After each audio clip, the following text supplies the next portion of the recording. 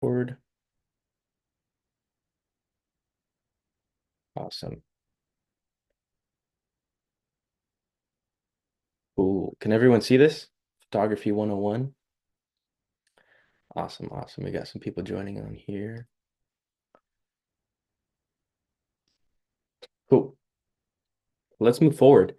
Um, photography. What is photography? This is basically what we're going to be talking about today. You could, if you have notes or if you're taking notes, you can go ahead and just start to write down these topics. But what is photography? What is a camera? The exposure triangle, shutter speed, motion blur, aperture, depth of field, ISO, and then we'll review all the topics. Okay, so if this seems like a little bit like daunting, like, oh my gosh, I don't even know what you just said, totally cool. We're gonna go through all these basically like the language of photography and the language of settings, so that when someone that is really experienced talks to you and says, "Hey, can you change your shutter speed?" You'll understand what that means. Okay?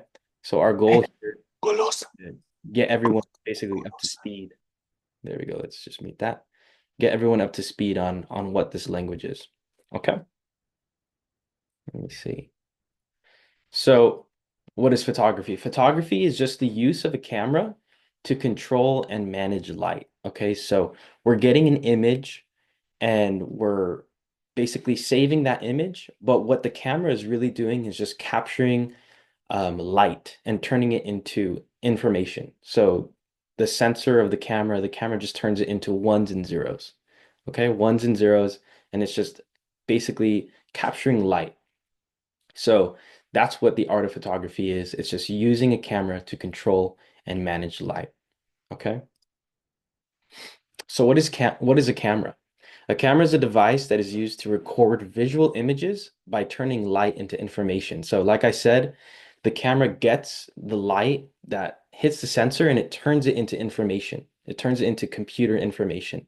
And so the two parts of a camera that we have that we see here are the camera body and then we have the lens. Okay. And so the camera body is the part of the camera that includes the sensor, the settings, the memory system, and the power source. Okay. And then we have the lens. And the lens is actually the part of the camera that controls focus and the amount of light that enters into the sensor. Okay. So what I'm going to do is I'm going to change this setup real quick. Can you guys see this? Let me stop sharing my screen real quick. Okay. Can you guys see this top-down setup? Cool. Yes, sir. So right here, we got two different pieces. Okay. We got the camera body and then we have the lens. And so if I go like this, it's really evident. You see? You're like, oh, okay, this is the camera body. This is the lens. That makes sense. Okay.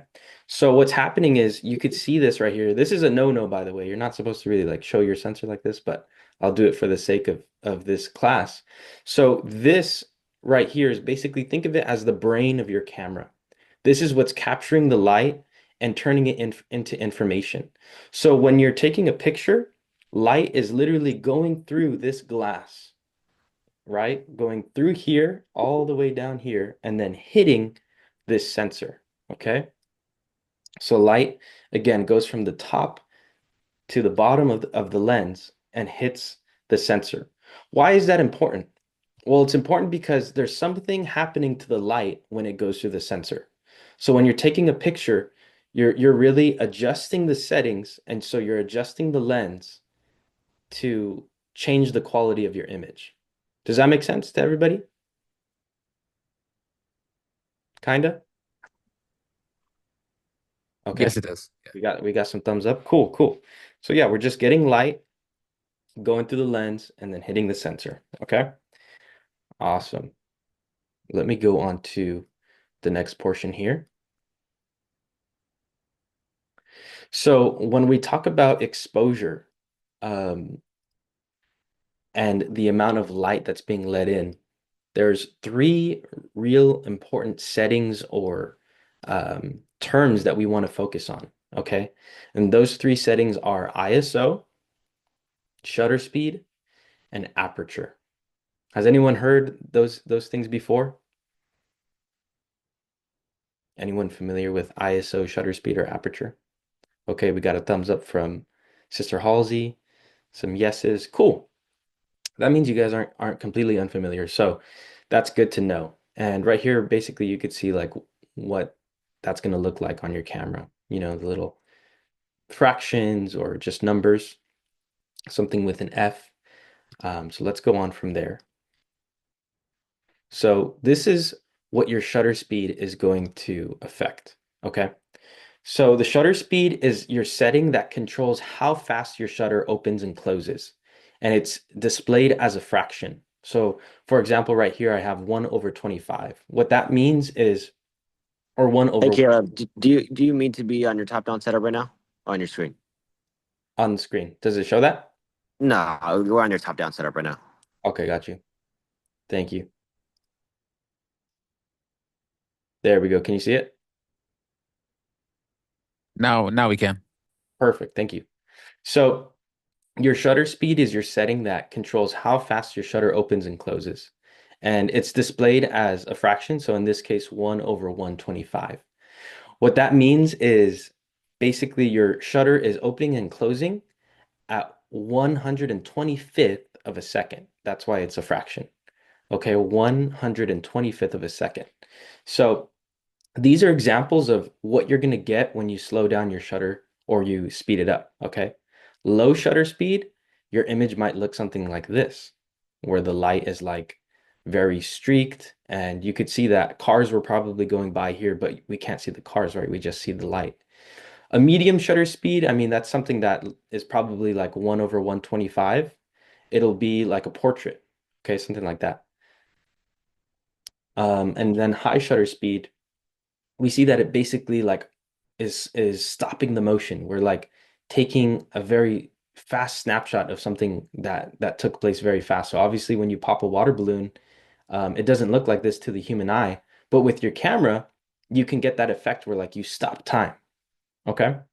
And so I'll show you um I'll show you here when I change that what it's going to look like on my camera again. Let me end the screen share. So when we do this, um, I'm adjusting the setting right here. And so what that changes is the number. So 1 over 250, 1 over 400, 1 over 640. And like I said, it's very important to know how fast your shutter is moving. Now, when I take off the lens, I can actually show you what's moving inside the camera. You see that? And so that motion of the shutter moving is controlled by your shutter speed, by that setting right there. Okay? And so it's going to be important to know basically, do you want there to be motion in your photo, or do you want it to look like stopped motion? Do you want it to look like time has paused? Okay? We're back to the lesson. So this is motion blur. Did any of you guys see the lesson that we posted onto our YouTube? It talked about motion blur. Did anybody see that? Totally fine if not. We got one thumbs up. Okay, cool. So we were talking about motion blur in that video, and this is basically what that is. It's you can see that motion is happening, but it's blurry. Okay. So this is the effect that you get from a slow shutter speed setting. So if we're at anything slower than like 1 over 50, it's going to look very blurry. Okay. Now that might be an effect that you want to have um, if you want to get that motion blur effect. But typically, if we're getting a portrait of someone, we don't really want that effect. We would rather be at something like 1 over, it can really depend on how much light you have, but 1 over 125, 1 over 200, 1 over 800, and you could keep on going from there. Okay. So are there any questions at this point about motion blur or about shutter speed? No? Okay, cool. Let's move on. Now let's talk about aperture. So again, when we talk about the exposure triangle, there's three settings that we want to focus on. There's ISO, aperture, and then your shutter speed. Okay, so right now we're talking about aperture. So this is the size of the opening at the end of your lens. Okay, so I just showed you the lens right here. Okay, now if I wanted to open that up, that would be the size of my aperture. Okay, now they're displayed here as f numbers, or we call them f-stops. So we could see f 1.4, f 2.0, and f 2.8. Okay, but as the number gets higher, this opening in the lens gets smaller. Okay, so if that's the case, right? I talked about how light is going through the lens and hitting the sensor. If that's the case, then the higher the f-stop number, the less light gets into your camera. And so if there's less light hitting your camera, then that means you get a darker image. So if we want a really bright image, then we want to be at a lower f-stop number. But if we want a darker image, then that's going to be here at the higher f-stop numbers. Okay. So how many of you guys have your cameras with you? Anybody have your camera with you? Anybody bring that? Let me see. We got Eddie searching through all his gear. Okay, there we go. All right, Angel's got his camera. Bethany has her camera. Okay. If you have your camera with you and you have a lens, then look for something that says F and then some numbers, okay? Or it might say FE, okay? Awesome. Sister Bethany, do you have your camera next to you? And are you able to unmute? Yes, I have it. Okay, cool. When you look at your lens, what number does it say for the f-stop? Mine says, is it the EF and then the dash S? Um, that might be the actual like millimeter size of the camera, but maybe tell me what the number says.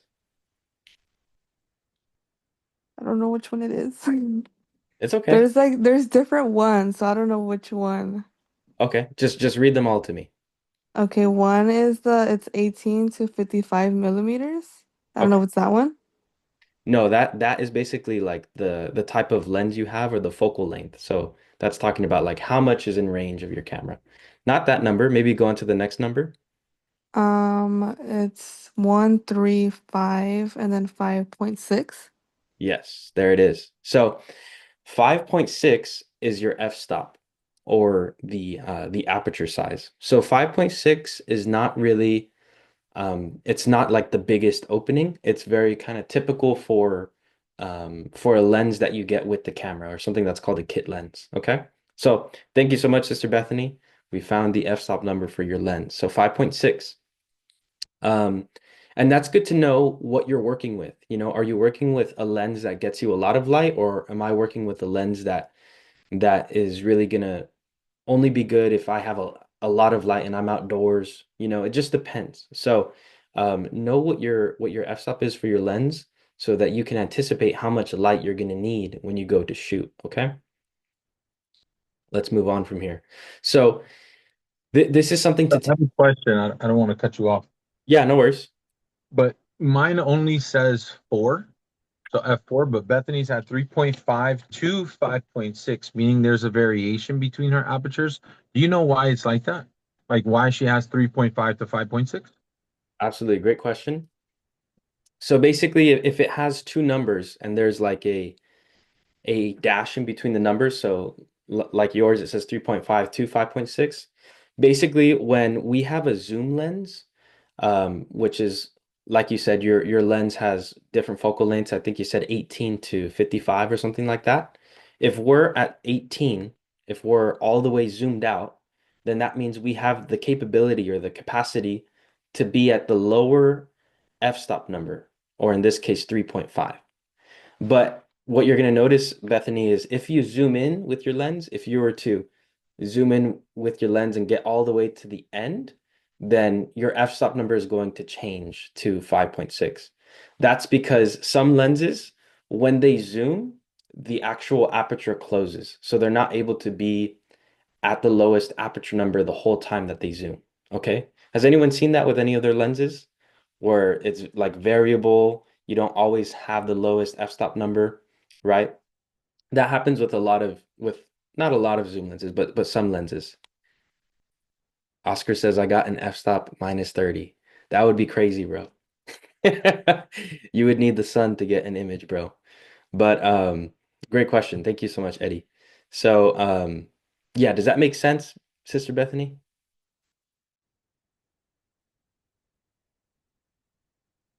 Hopefully it does.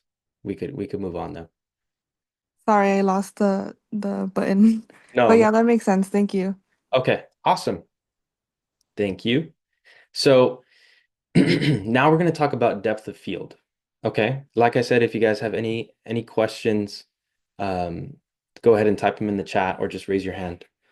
So when we have um, a lens and we're trying to get like that, let's call it cinematic look or that creamy look where the background is blurred out, right? When you take a portrait image on your phone, it's just using the computer to kind of create that bokeh look, that creamy effect in the background. So that's called your depth of field. And your depth of field is basically what is in focus in the image or what can be in focus. Okay? If we have a narrow depth of field, then that means only a small portion of what my camera is pointed at can be in focus. This is something with a narrow depth of field. Okay? It looks nice, the background is blurred out. It's like, oh wow, like that's a nice picture of this plant, this succulent, right? But if we have a wide depth of field, if we have something that is basically there's more in focus, then it's going to look like this, okay? And you could see more of the background because this plant is in focus, but if you look in the background as well, it's probably not all the way focused and sharp, but I could tell what's going on back here compared to this image. This image is like almost all blurred out. I wouldn't be able to tell you any details about this, but right here I could see, oh yeah, these are chairs. These are I don't know, some type of patio area. So this is the distinction between depth of field. Now, this is important because what controls your depth of field is your aperture. Now, I'm going to try and make this as simple as possible, okay? The lower your f-stop number, the less is going to be in focus, okay? But when we go to a higher f-stop number like 2.8, then more is going to be in focus, okay? The lower your f-stop number, the less is in focus. So that means if I want a really cinematic image, I want it to look um, like let's say I'm doing portrait photography and I just want one person in focus. I don't want the whole background. Then I'm gonna want to be somewhere in the lower numbers, right? Sister Bethany, with your lens, that would be the 3.5. I would want to be there.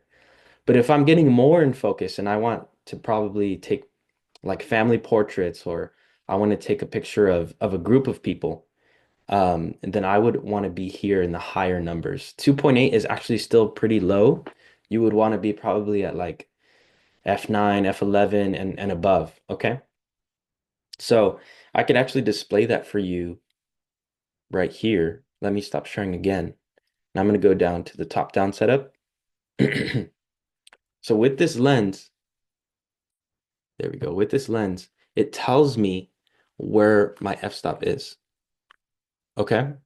This is f1.4, meaning this is going to be the aperture all the way open. It's going to be basically like a lot of light is being let in, but also I'm going to be able to focus on a lot less with this lens.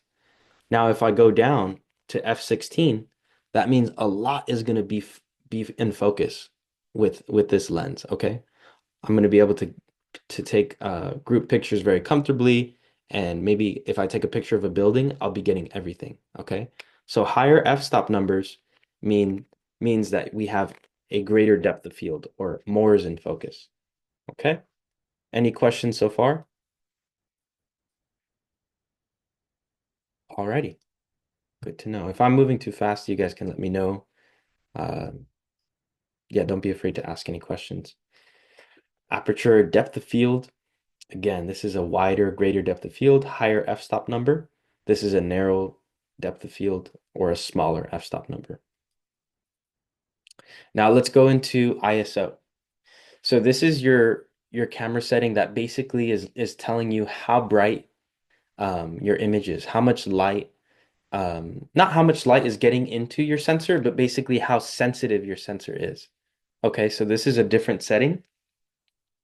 And this is the only setting actually that takes place within your camera body. The other two settings, the shutter speed and the actually I'm wrong. You know what? Shutter speed and ISO take place within your camera body, but your lens is what controls your aperture. Okay? So when we look here, we have different numbers. We have 50, 100, 200, 400, 800, all the way up to 6400. And so when you're adjusting these settings right here, the lower your number, the darker the image. The higher your number, the brighter the image. And so that's what this is saying right here. The lower we get, the less sensitive to light.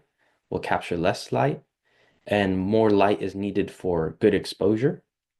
Okay. But also, one thing to take into consideration is that the lower our ISO is, the less noise or grain we have in our image. But the higher we get, the more image noise and grain we get. Okay. So that's important. Nowadays, our cameras are getting really good to where we can bump up our ISO a little bit more and not be afraid of anything like that. But once you start getting above like these higher numbers here, you might start seeing some noise. You could always go in and edit the noise out, but if you guys aren't sure about how to edit and stuff like that, then it would probably be safer to stay within this range right here. This range is good, okay? When you're outside, don't have a high ISO if you don't need to. When you're outside, just have a smaller ISO. You'll probably see a difference in the quality and it'll be a little less noisy, okay? Because I'm saying that because when you're outside in the day, there's so much light around you because of the sun, okay? Any questions so far about ISO? Cool. Let's move on. Okay. This is a quiz. So if you guys want to unmute your mic or just turn on your camera, this is the time to do that, okay? Let me get some people to interact here.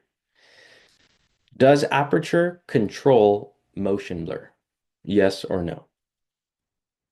Can anyone tell me? No. No. Thank you, Brother Oscar.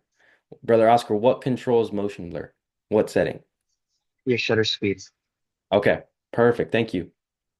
All right, now someone else tell me, will a low ISO produce a noisy image? Nope. Nope. Thank you. Will a high ISO, Brother Tim? Yes, sir. Okay, there we go. Good to know. All right, someone else. Will a high shutter speed make the image darker? No. Okay. Yes. Okay, we have a yes and we have a no. Brother Angel, could you tell me why you said yes?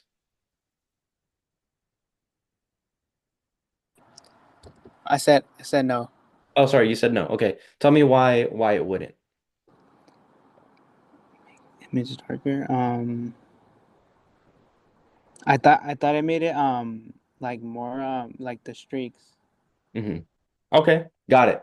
Yes, you're right. You're right. So that's with a low shutter speed. With the low shutter speed, you'll get like the light streaks and you'll get motion and stuff like that. But actually, when we raise our shutter speed and we make it higher, the higher we make it, the darker the image gets. Because if you guys can see me here, right? Because if I'm the sensor and I'm letting light into the camera, and this is the shutter, the slower it is, you see how there's more contact, there's light being let in, but the faster it gets, there's less light being let into the sensor. Okay. So actually, with the higher shutter speed, the image will get darker. Does that make sense, Angel? Yeah. Okay, cool. Thank you, bro. Didn't mean to put you on the spot or anything. Okay. Very Uh, good. the next question is, does the camera body affect the depth of field? Yes or no? Someone different. No. No? Okay. What does affect the depth of field? Your f-stop on your lens. Yeah, your f-stop. Your f-stop, or the other term is just your aperture. Yeah. Perfect. Thank you, Sister Anna. Appreciate that. Cool. Now we got time for questions. Anybody have any questions?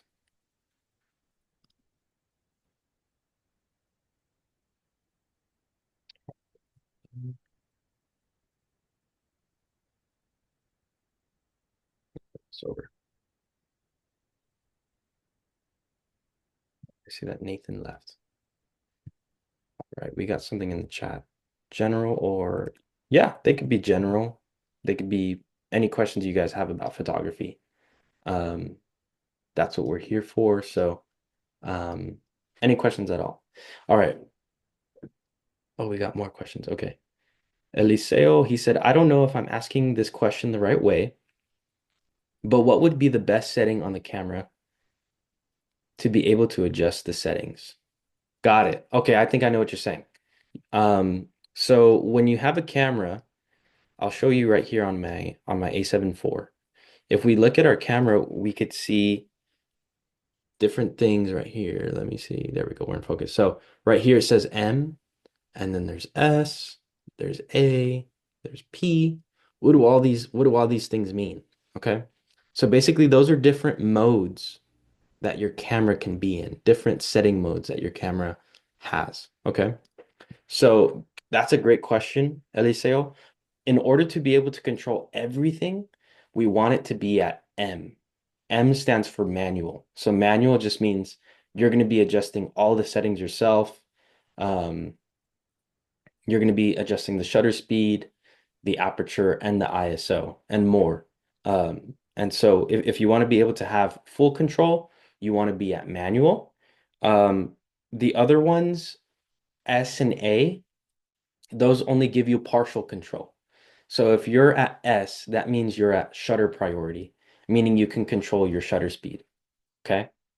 If we're at A, then we're at aperture priority, meaning I can control my aperture. Okay. So different things like that. I don't know if Canon has the exact same terms, but with Sony, if we're at P, that means program. Okay. And program means I can point at my camera anywhere, take a picture, and it's gonna basically make the settings whatever it needs to be. So that is probably a good way to start, just experimenting with your camera. But the more control you want to have, you want to get into that aperture priority, shutter priority, and then eventually just having full control with manual. Okay. Does that make sense, Eliseo?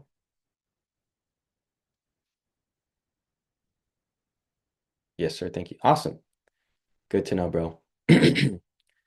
Angel says, does it matter if your camera is full frame or an APS-C camera?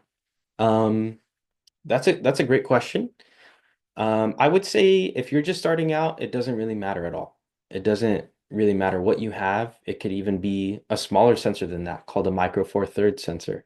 Um, the bigger your sensor is, the more light it'll get, and also it could basically have like a shallower depth of field, the bigger sensor you have. However, you can take amazing pictures, make amazing videos with an APS-C uh, style camera. All the movies that we watch and stuff like that's basically the most common format. So it's called Super 35 or APS-C. It's really common. So I would say no, it doesn't really matter. You could take great photos, great videos with either sensor size. So it's really just about about what you can do, not really about how big your sensor is. Does that make sense, Angel?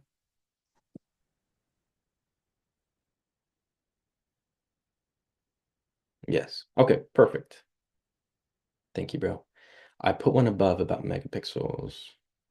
Okay, sorry, I didn't see that. Megapixels. Can you explain megapixels in our cameras and why it's important in certain situations? Yes. Thank you, Oscar. That's a great question. Okay, so megapixels, man, this is actually pretty interesting to explain. But megapixels are basically different parts of your camera sensor that are gaining information. And so the more megapixels you have, um, within the camera sensor. Basically, like the more, not resolution, but the greater quality it's getting within that megapixel. Okay, so if I have a 12 megapixel camera, it doesn't mean it's a bad camera. It just means that when I actually go into crop into that image, I can only go so far. But there's cameras nowadays that have 32, 40 something. There's like 50 crazy cameras that have like 50 something megapixels. With those types of cameras, I can crop more into the image. Now, this matters for photography because if your camera is only 12 megapixels, then you don't want to be cropping in a ton because you're going to start to lose resolution the more you crop in. But if I have a really good camera and it's like 42 megapixels, I could crop in all day as much as I want. Like I could do crazy crops and it'll still look good. So that's why it matters for photography. For video, it doesn't really matter as much because you're not going to be cropping in crazy like that for video. But for photography, it is a big deal to know how many megapixels you have. And it doesn't mean that you can't take a good picture with low megapixels. It just means that you don't want to crop in as much. Does that make sense?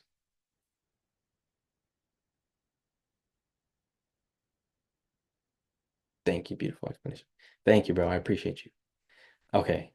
We have our next question here. It says, I have a Canon Rebel T100. Do you recommend any good lenses for this one? It's a great question. Yeah, absolutely. Thank you, Tim. Tim said that when you want to print a photo, you want to have more megapixels. And that's true. So when you start getting more into the professional end of cameras, you're going to start to notice that the megapixel number goes higher and higher.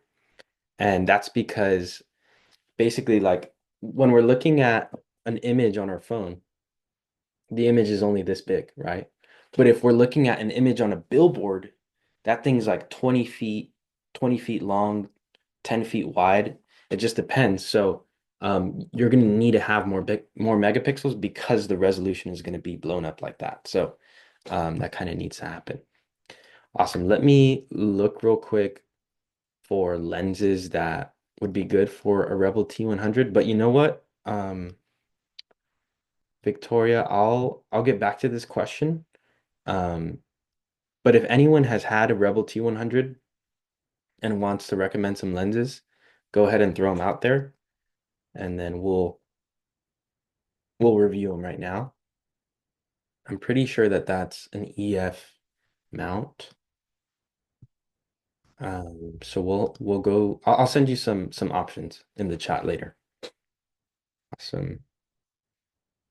Eliseo says, so when I'm on M, there's something wrong with my blue light. I believe that's what it's called. Is there any way I can reset that? Eliseo, can you unmute real quick? Can you talk? If not, totally fine. He's probably referring to a white balance. Yeah.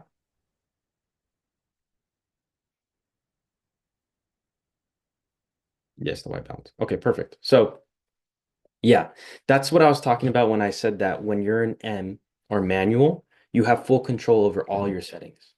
So when you say that there's something wrong with your blue light, that's your white balance setting.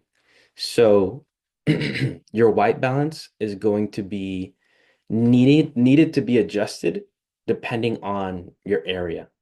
Okay, so it does get a little bit more complex, but basically if you're outside, you're gonna have to have a different white balance number than if you're inside. Okay. And those numbers, you're gonna see like a K next to that number or that value. That stands for Kelvin, which is basically like temperature. Okay. We're gonna get into that in the next lesson, but for now, like what Oscar suggested in the bottom, your setting for that, you might want to have an AWB. What that stands for is auto white balance. Nowadays, our cameras can detect pretty accurately what temperature the room is in or what temperature the photo needs to be in. So if we're in AWB or auto white balance, we should be pretty good to go for the most part. But what I'll do as well is I'll send in a grid or like a graphic that'll explain the Kelvin numbers and when we should be in those Kelvin numbers. For example, maybe you want to write this down, Brother Eliseo. But if we are at outside, we want to be at 5600K. Okay. And if we're inside with a lot of lights that are like orange light bulbs, you might want to be at 3200K.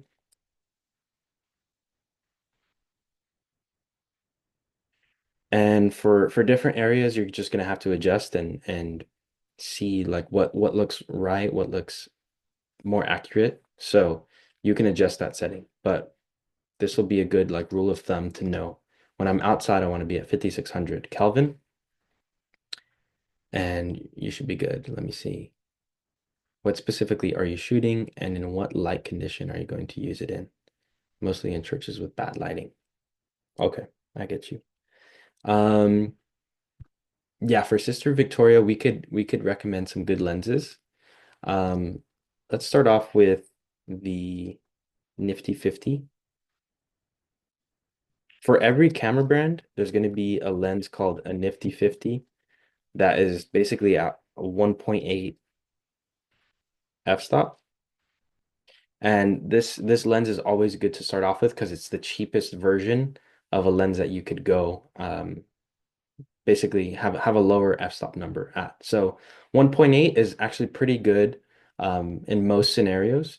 So if I'm at 1.8, I can get a shallower depth of field, get that nice creamy look, and then also let in a lot of light into my sensor.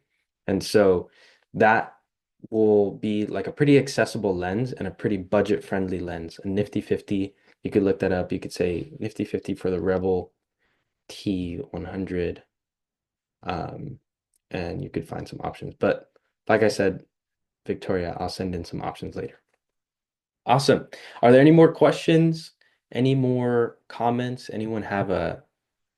Okay, let's see. I have a question, but I need to show you my camera because I don't know the technical name. Yeah, absolutely. Go for it. Okay.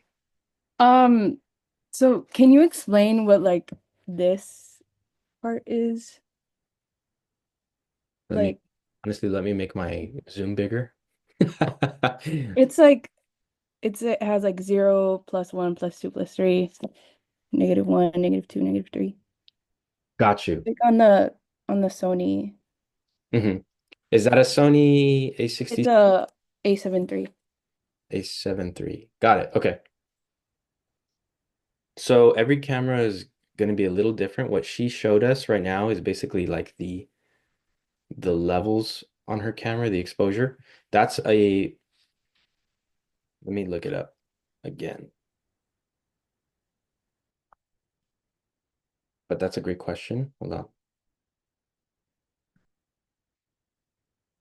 Anyone else have a Sony A7 III? No? I have a Sony A7R III. A7R III? Okay. Yeah. Do you have that same knob on yours, Tim? Yeah, but I never really touch it to be honest. Yeah. Like I always shoot manual. I'm not sure if he even does anything in manual mode. I think it only I could be wrong. I mean, I played with it and it's never really done anything when I shoot in manual. Mhm. Yeah, so that's the same thing. So I was messing with it, but I didn't really see like much of a difference when I was shooting manual as well. Mm-hmm. Yeah, so if we look at the image I just sent into the chat, what it is that little knob all the way on the left, the top left. And so when I would use my A6300, I would use it as like an ISO like adjuster. I kind of customize it, honestly. So when I was in manual as well, it wouldn't do anything. So I think it's more so for when you're in aperture priority or like the shutter priority where it adjusts one of those settings. So honestly, what I would do if I were you, because I never used it like that, is just kind of customize it. Um, Customize your button, and you could do that in your settings if you want. Um, Let me show you this. So right here for my camera, it doesn't look like that for me. It actually is just like a knob. It doesn't have the plus or minus. And so what I did was this controls my shutter speed, this one right here. And then this one controls my ISO. And then this one controls my aperture so that I could do all three at once. And I would just go into your camera settings and then basically set it up, customize it. Do you know how to do that, Anna? No. No worries. So Okay. Sony kind of makes it a little difficult, but not too much. Honestly, we could maybe find a good time to Okay. play it again, but also because I just don't know if your settings look like this, where they're color coded in this way. But you would go into yellow where it says like area date and all that. It's like a suitcase. And then you go into dial customize. So you could find that and just like search through them, and then you'll be able to. What's like the technical name, just so I could like look it up? Do you know? For the customize setting, For like, yeah, for like that little knob. mm, let me find it. I'm gonna find it right now.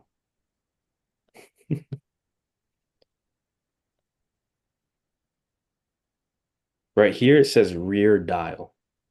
Rear dial right. So that might be it for you. It might not be. I can't promise because I don't have that. No. Okay.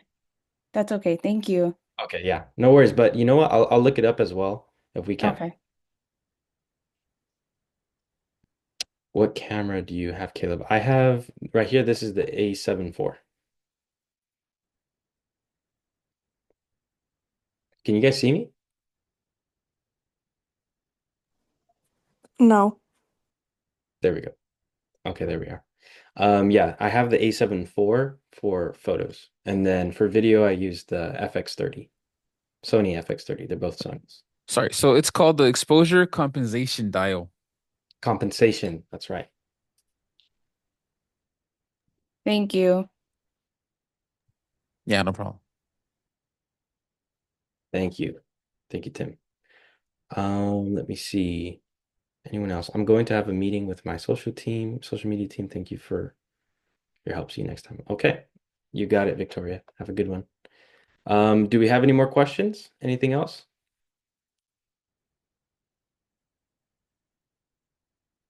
Going once, going twice. Do glasses make you a better photographer? I know a lot of photographers with glasses, a lot of just creative people with glasses. So I don't know, bro. You've got to ask Heidel. Actually, how many of you guys have glasses in here? I know me and Sister Anna do. Halsey, Juliana, Oscar. I think Raymond does too. Me. Okay. Yeah, maybe like half of us. Good to know. Good to know. Okay, cool. There we go. Any more questions? Let me get like 2 to 3 people with like a takeaway. What did you learn today? Or what are you gonna try and put in practice next time? Oscar, you got your hand raised?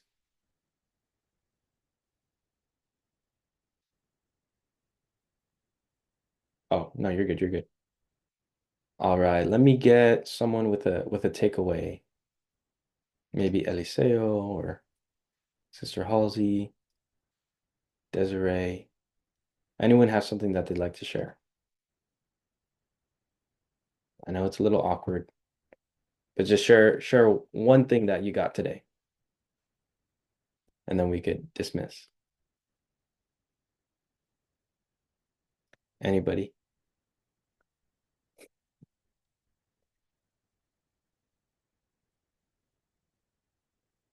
More depth about aperture. Awesome. Thank you, Juan. Good to know. You're gonna need that on that New York trip, and I'll send you the beginning of the call as well. Yeah, go for it, Oscar. Yeah. So what I learned was basically how much light, is let in by putting your shutter speed up or down. Also the depth of field from your aperture. So in certain situations on why you should have your aperture up or low or lower. So Yeah. I definitely learned that.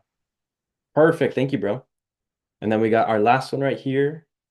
I liked how you went over the shutter speed. Awesome. Thank you, Angel. Super good lesson. Really learned so much. The shutter speed breakdown was so helpful. Awesome. Good to know, Sister Victoria. So, yeah, when I go to take a picture, you want to kind of break it down to yourself. Do I want it to be blurry or do I want it to be like very sharp?